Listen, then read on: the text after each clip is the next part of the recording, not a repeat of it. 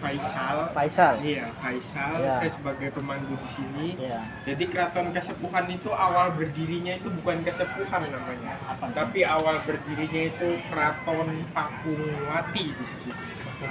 Iya, Keraton Pakungwati ini dibangun sama putra mahkota Pajajaran yang bernama Raden Walang Sungsang atau yang bergelar Pangeran Cakrabuana atau biasa disebut juga gelarnya bisa Mbah Kuwu Cirebon.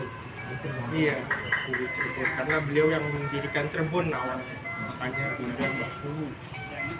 Nah, kemudian Keraton Pakungwati ini itu diambil dari nama anaknya beliau sendiri, yaitu yang bernama Ratu Ayu Pakungwati.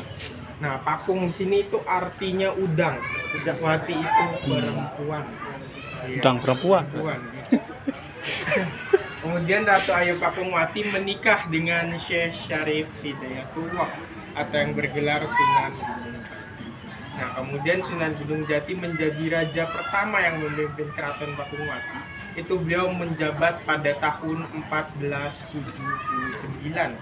Nah, kemudian setelah itu keraton ini mengalami perluasan ke arah barat daya. Nah, ini Siti Inggil ini perluasan ini pada tahun 1529. Nah, tapi setelah itu sangat disayangkan sekali.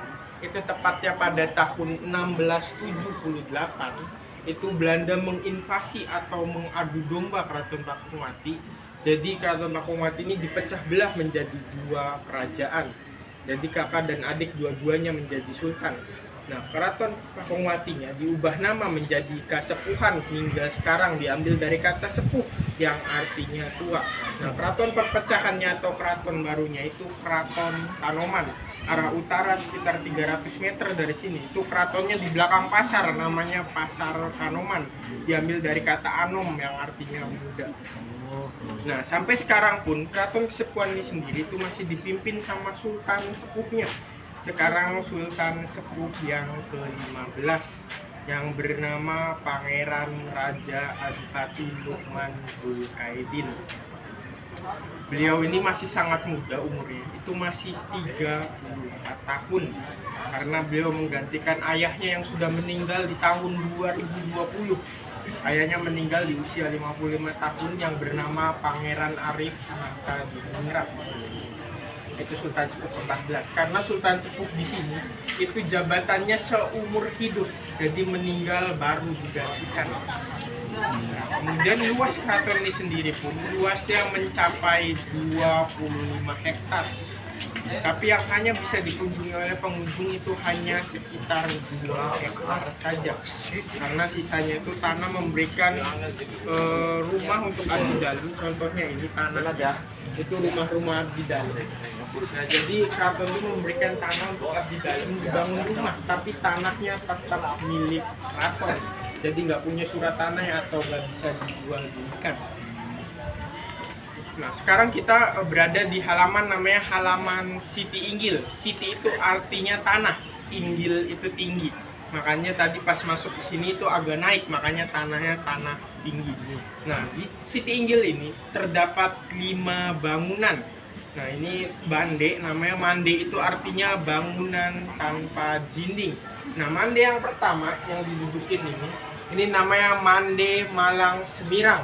Ini sebagai tempat duduknya raja atau sultan beserta keluarganya, duduknya di sini. Itu untuk melihat acara yang ada di depan dulunya. Itu di alun-alun Sangkalabuana. Jadi dulu itu langsung alun-alun, belum ada jalan. Jadi dari sini pun udah kelihatan. Nah, itu nama acaranya dulu itu Sabtonan. Jadi setiap hari Sabtu itu diadakan latihan peperang-perangan, berkuda, memanah, dan rapat akbar. Nah, sultannya lihatnya dari sini sama keluarganya. Nah, itu di tempat duduknya ini ada 3 tiangnya, di bawahnya juga ada 3, itu ada 6, diambil dari rukun iman. Nah, kalau keseluruhan yang kecil-kecil itu 20, diambil dari sifat Allah yang ke-20, yang Tujun Pidam Bako. Nah, kalau yang paling kecil itu namanya Mande Semar Tinandu. Nah, Mande Semar Tinandu itu sebagai tempat duduknya dari penasihat raja atau penghulu keraton. Nah, tiangnya itu ada 2, itu diambil dari 2 kalimat syahadat. Nah, kalau yang sebelah sini itu namanya Mande Pandawa 5. Nah, Mande Pandawa 5 itu sebagai tempat duduknya dari Panglima Perang. Nah, tiangnya ada 5, itu diambil dari rukun Islam. Nah, ini satu-satunya bangunan yang masih difungsikan hingga saat ini. Ini nama bangunannya Mande Kansmen. Itu Mande Kansmen, itu tempat dibunyikannya gong sekaten. Itu masih dibunyikan hingga saat ini setiap 1 tahun 2 kali, yaitu pada saat Idul Fitri dan Idul Adha. Jadi untuk menyambut Sultan setelah sholat Id, gong itu dibunyikan di situ. Cuma kalau sekarang gongnya ada di museum. Kalau hari biasa ada di museum. Karena kalau taruh sini dijamin hilang. Karena nggak ada yang jagain. Nah, kalau yang sebelahnya ini namanya Mande Pengiring atau Mande Palinggihan. Itu tempat duduknya dari para pengiring-pengiring raja. Nah, tiangnya 2 bangunan ini itu ada 8, itu diambil dari arah mata angin. Nah, bangunan di sini juga itu masih asli semua dari dulu. Umurnya udah 500 tahun lebih. Nah, kecuali atapnya sudah diganti karena yang lama sudah lapuk. Tapi kami ini tidak menghilangkan keaslian dari bangunannya. Jadi memang bentuk bangunannya sudah seperti ini dari dulu. Cuma di tiang-tiangnya kami ini menggunakan namanya teknik vernis, makanya tiangnya seperti baru. Vernis jadi. Nah, kemudian kuta-kuta di sini juga batu batanya itu masih ada yang asli, ada yang juga direnovasi. Nah, kalau yang asli itu disebutnya bata-batanya ini kuta kosot. Nah, kuta itu batu batanya dari tanah liat, kosot itu digosok. Jadi dulu untuk batu bata antara batu bata yang lain digosok menggunakan putih telur, kemudian ditempelkan. Karena dulu belum ada semen. Iya. Buat melekatkan. Iya. Nah, sebelum lanjut apa ada yang mau ditanyakan atau ada yang kurang jelas? Sejarah itu. Abdi dalam tuh apa?